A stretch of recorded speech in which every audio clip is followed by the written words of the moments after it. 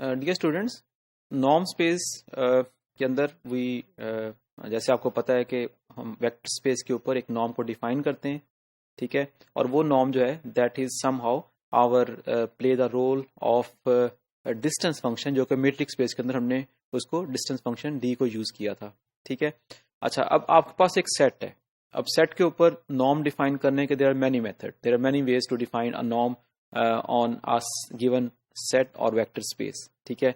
अब the question is कि अगर आपने दो डिफरेंट नॉर्म्स को डिफाइन किया है कि those norms are equivalent to each other और नॉट, मतलब आपने एक डिफाइन किया है, अगर आपने कोई और नॉर्म जो है वो डिफाइन किया है, क्या उसकी जरूरत है कि नहीं।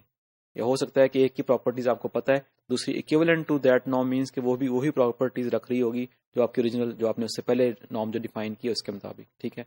दिस इज इंपॉर्टेंट कॉन्सेप्ट कि आपके पास अगर दो डिफरेंट नॉर्म्स हैं तो वो नॉर्म्स आपस में इक्विवेलेंट कब होंगी, जब मतलब इक्विवेलेंट इन द सेंस के अगर आपने एक स्टडी किया दूसरे ऑटोमेटिकली जब उसके इक्विवेलेंट है आपको स्टडी करने की जरूरत नहीं, आप उसके रिजल्ट के साथ उसको यूज कर सकते हैं, ठीक है।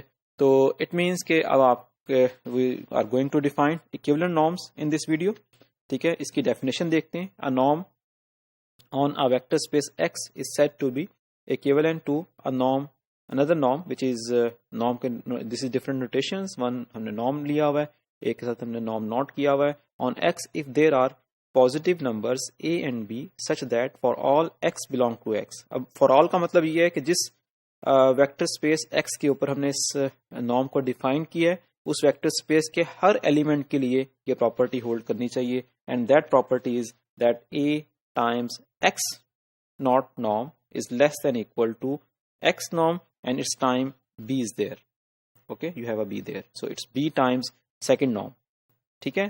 then we call that these two norms are equivalent, ठीक है। you find A and B such that X जो है वो आपके पास जिसके ऊपर आपने नॉर्म को उसको नॉर्म को डिफाइन किया है इस प्रॉपर्टी को होल्ड करेगा। अगर ये प्रॉपर्टी जो है वो आपकी होल्ड करेगी that A times X naught is less than equal to B times जो सेकंड नॉट है, मतलब इन दो नॉर्म्स के दरमियान अगर नॉर्म हम ये रिलेशन हम प्रूफ कर दें then we call that these two norms are equivalent, ठीक है।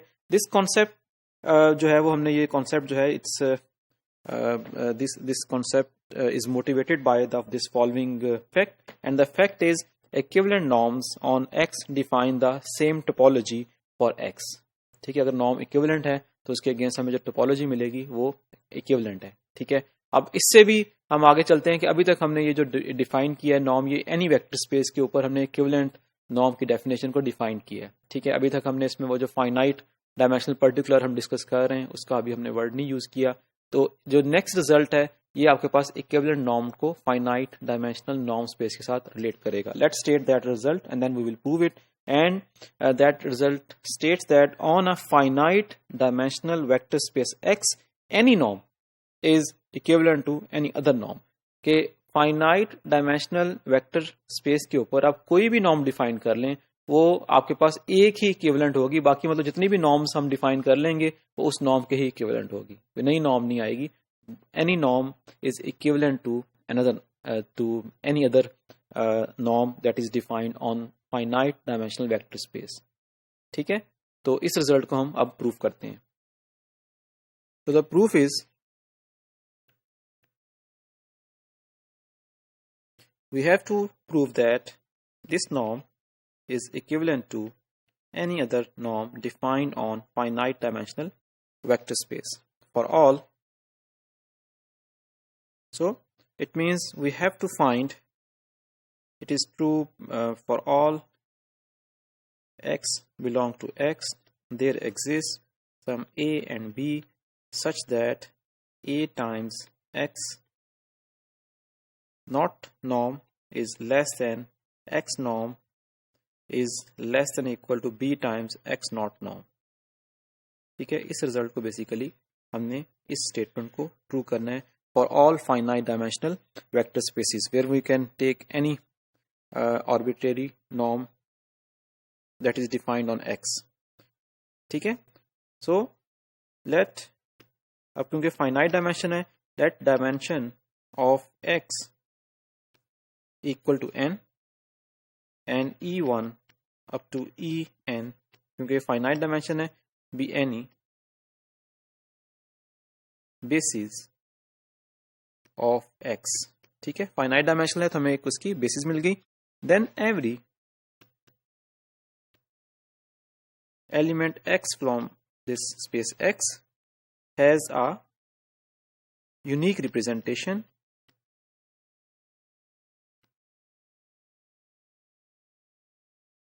ठीक है, अब बेसिस के एलिमेंट्स के साथ उसकी यूनिक रिप्रेजेंटेशन होगी which is x is equal to alpha 1 e1 plus so on plus alpha n en। ठीक है, we call this combination to be equation number 1।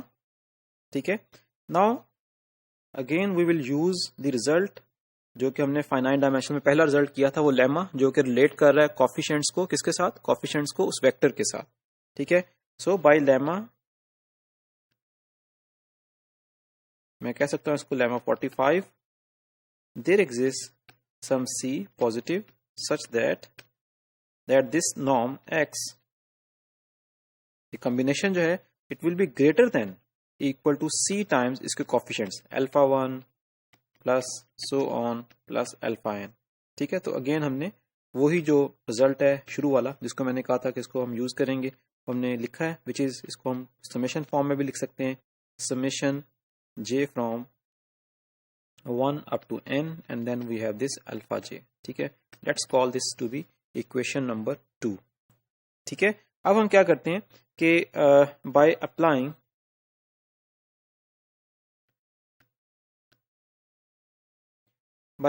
This norm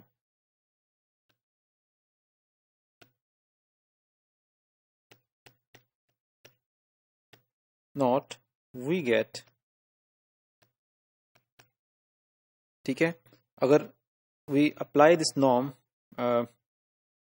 by equation number 1 we get x not norm is equal to alpha 1 e1 plus so on plus alpha n en।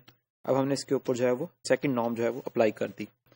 ठीक है, अब here we use the triangular inequality, so this is less than equal to summation j from 1 up to n, then we have this alpha j and times is e j and now we have this e j as a norm। okay, and now suppose that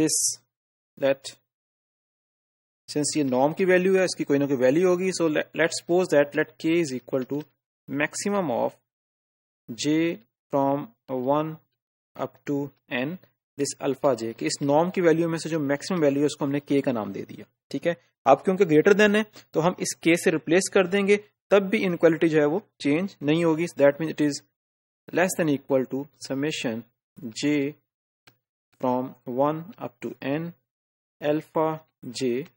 ठीक है, और साथ में it is multiply with that k, जो हमने वो norm के लिए नॉर्म की मैक्सिमम वैल्यू से इसको रिप्लेस कर देंगे तब भी इनइक्वालिटी जो है वो चेंज नहीं होगी क्योंकि हमने बड़ी वैल्यू को वो ऑलरेडी राइट साइड पे एक वैल्यू बड़ी थी तो उसको हमने मजीद एक बड़ी वैल्यू से रिप्लेस किया उसकी मैक्सिमम वैल्यू से, still it will satisfy the same inequality. So this implies यहां से हम कह सकते हैं कि x नॉर्म, ठीक है, इस k को हम क्योंकि आपके पास एक मैक्सिमम वैल्यू है, नॉर्म की value norm is always positive तो इसको हम इस k से इसको डिवाइड कर सकते हैं। तो x naught norm divided by k is actually less than equal to summation j from 1 up to n alpha j।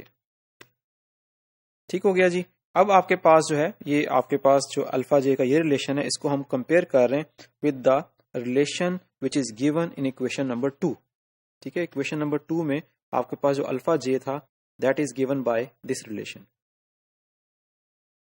लेकिन इस केस में जो अल्फा j है that is in term of norm x की जो सिंपल नॉर्म हमने define की थी, x नॉट वाली नहीं दूसरी सिंपल नॉर्म थी उससे इसको रिलेट किया था। अब हम इन दो इनइक्वालिटी को आपस में जो इक्वेशन नंबर 2 में इसको अप्लाई करेंगे। By applying this we get that x norm is greater than equal to c times summation j from 1 up to n alpha j and it is further greater than equal to c times x naught norm divided by k। ठीक है, हमने उन दोनों relations को आपस में जो है वो कंबाइन कर दिया, then we get this one. So this implies that x norm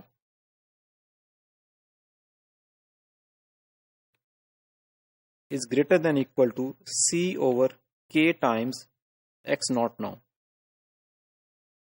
ठीक है, और we can say that x norm is greater than equal to a times x naught। ठीक है, where we define this a to be c over k। ठीक हो गया। अच्छा, अब हम इसी रिलेशन को इस सारी कैलकुलेशंस को रिपीट करेंगे, लेकिन रिपीट ऐसे करेंगे कि जो x जो सिंपल नॉर्म है और x नॉट नॉर्म है, उन दोनों का जो रोल है उसको हम इंटरचेंज कर देंगे। So by interchanging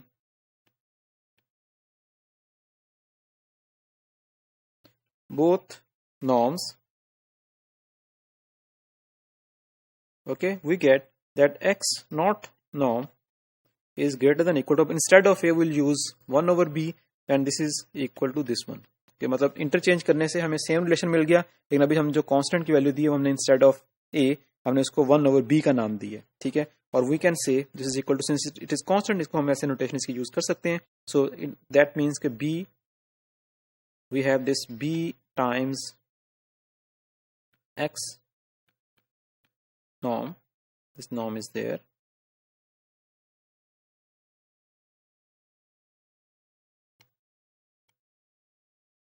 okay, so b times x naught norm is greater than this x norm। ठीक है, now we will combine this relation and this relation, इन दोनों रिलेशंस को हम अगर कंबाइन कर लेंगे, so we get that a times x naught norm is less than equal to x norm। ये हमने फर्स्ट रिलेशन को यूज किया, फर्दर हम इसको एक्सटेंड करेंगे which is less than equal to b times x naught norm. ठीक है, इन दोनों को कंबाइन करने से we have the required result. ये आपके पास, क्योंकि अब बात यह है कि ये जो हमने इसको डिफाइन किया था that norm was any arbitrary norm, that means we have prove our result.